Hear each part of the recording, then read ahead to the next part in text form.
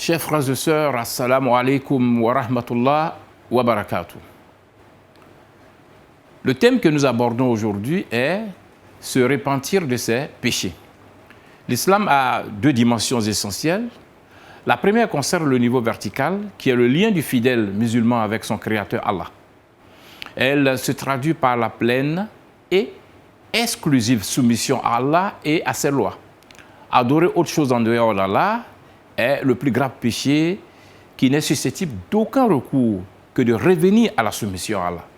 Ainsi, Allah affirme au verset 48 de la sourate 4 à Nisa, les femmes, et je cite, « Certes, Allah ne pardonne pas qu'on lui donne quelque associé. À part cela, il pardonne tout péché à qui il veut.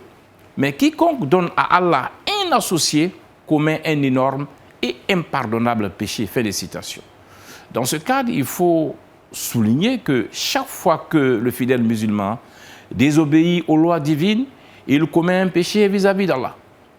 La deuxième dimension concerne le niveau horizontal qui englobe l'ensemble des interactions du fidèle musulman avec ses semblables et toutes les autres créatures d'Allah.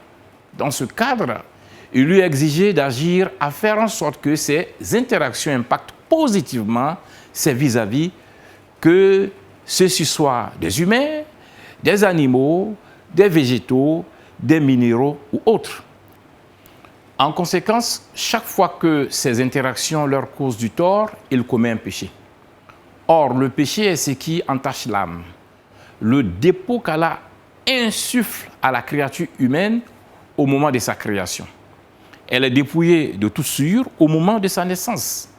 C'est pourquoi le degré de sa propriété sera la norme qui déterminera le salut du fidèle musulman à son retour à Allah après sa vie terrestre.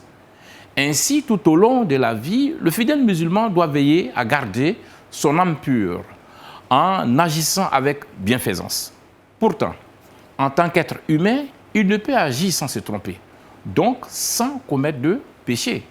C'est pourquoi Allah offre le repentir aux fidèles comme moyen de se purifier des souillures qui affectent son âme à travers les péchés qu'il commet.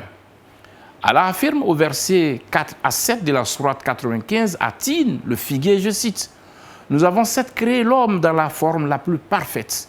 Ensuite, nous l'avons ramené au niveau le plus bas, sauf ceux qui croient et accomplissent les bonnes œuvres.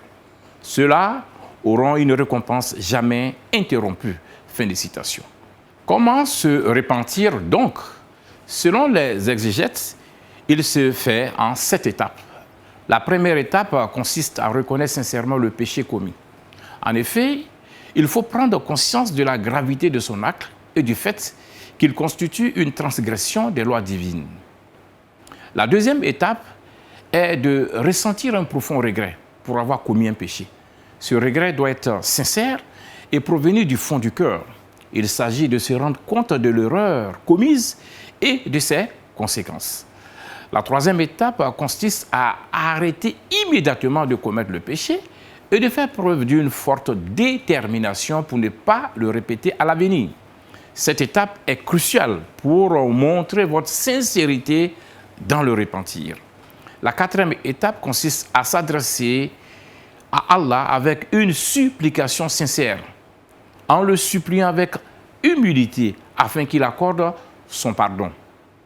La cinquième étape est de montrer son engagement à changer en posant des actions vertueuses, de bienfaisance et de charité, en se rapprochant d'Allah pour une meilleure pratique religieuse. Cela aidera à purifier l'âme.